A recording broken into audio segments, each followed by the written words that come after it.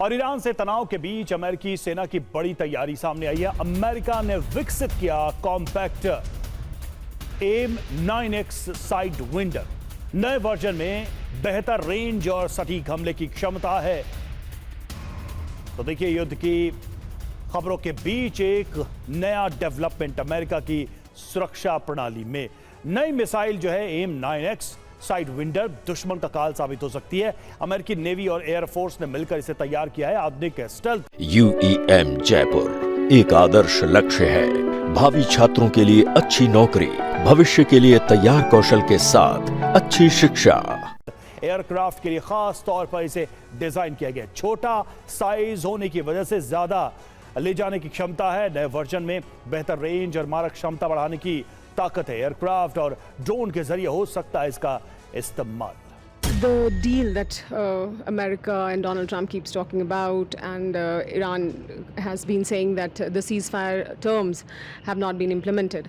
How close do you see is America and Iran to reaching any kind of agreement on that? Well, there are no backroom negotiations. There are messages that go back and forth. The only time that we negotiated with the Americans was during that one day in Islamabad. Before and after that, it's just been messages going back and forth. This blockade or this economic pressure that America is trying to put on Iran, how do you see this? Can this also escalate into a war? Well, we are already in war. We are already at war. The blockade is war. It is an act of war. And so it is a continuation of the 39 days of airstrikes and missile strikes on Iranian civilian targets. And remember, they focus on civilian targets. युद्धपोत पर 6 cruise missile की तैनाती है। Anti ship cruise मिसाइलों की भी तैनाती। 2 short range anti ship missile भी। इसमें वर्टिकल लॉन्च सिस्टम लगाए गए।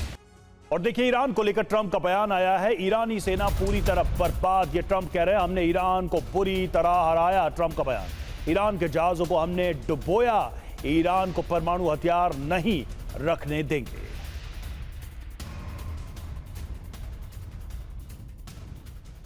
और ईरान से डील पर ट्रंप का बयान। ईरान हमसे डील करना चाहता है, ये ट्रंप ने कहा है। ईरान को बातचीत की मेज पर आना होगा। ईरान की हालत ठीक नहीं है। ईरान के पास कोई विकल्प नहीं है, ये ट्रंप ने कहा।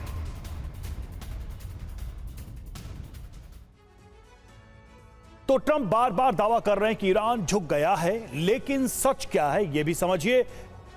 हॉर्मुज में प्रोजेक्ट फ्रीडम की शुरुआत 4 मई 2026 को अमेरिका ने की है, ट्रंप ने की है। लेकिन 48 घंटे में ही ऑपरेशन को रोक दिया गया और 22 अप्रैल 2026 को सीज फायर को अनिश्चित काल के लिए आगे बढ़ा दिया गया। 7 अप्रैल 2026 को ईरान की सभ्यता मिटाने की कसम ट्रंप ने खाई, पब्लिकली उसे कहा भी और डेडलाइन से 90 मिनट पहले सीज फायर का ऐलान कर दिया।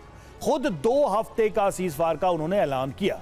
ईरानी एटमी प्रोग्राम को लेकर हर हाल में परमाणु कार्यक्रम छोड़ना होगा, यह ट्रंप ने कहा। संवर्धित यूरेनियम अमेरिका को सौंपना होगा, यह भी ट्रंप कहते रहे। यूरेनियम के मुद्दे पर फिलहाल कोई एक्शन नहीं लिया गया है। स्थिति यह है। बातचीत का ऑफर, जी हां, ईरान के साथ खुद बातचीत की पेशकश उन्होंने की। ईरान ने बात करने से इनकार कर दिया। तो कुल मिलाकर अगर देखा जाए तो हर बार बड़े बयान के बाद झुकते ट्रंप दिखाई दे रहे हैं।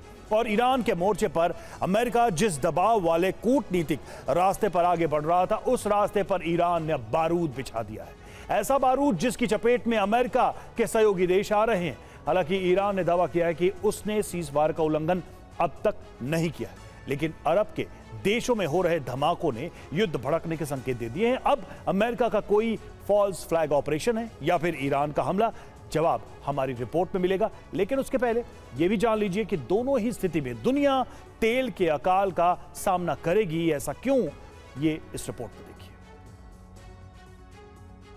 शुरू ईरान के प्रहार, निशाना यूएस के मदद का। ईरान का युद्ध विस्तार, खाड़ी देशों में हाहाकार। हवा है कि ईरान ने कुल 19 हवाई हमले किए हैं, जिनमें 12 बैलिस्टिक मिसाइलें, 3 क्रूज मिसाइलों के साथ 4 ड्रोन शामिल।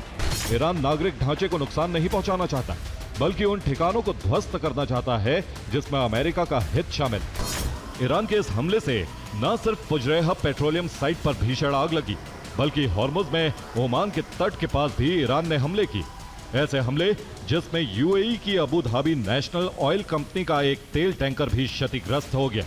दावा है कि ADNOC के तेल टैंकर पर ईरान ने 2 आत्मघाती ड्रोन दागे थे। उन्होंने लिखा, ऑपरेशन फ्रीडम असल में प्रोजेक्ट डेडलॉक और अमेरिका को दलदल में घसीटे जाने से बचना चाहिए। ईरान के सरकारी चैनल पर दावा किया गया है कि फुजरैहा और जेबेल अली पोर्ट पर हमला ईरान ने नहीं किया, यह अमेरिकी सेना का दुस्साहस। दावा है कि यूएई में ईरानी मिसाइलों को इंटरसेप्ट करने के लिए इजरायली डिफेंस सिस्टम का इस्तेमाल किया गया। ये मिसाइल इंटरसेप्टर सिस्टम स्पाइकर या बराक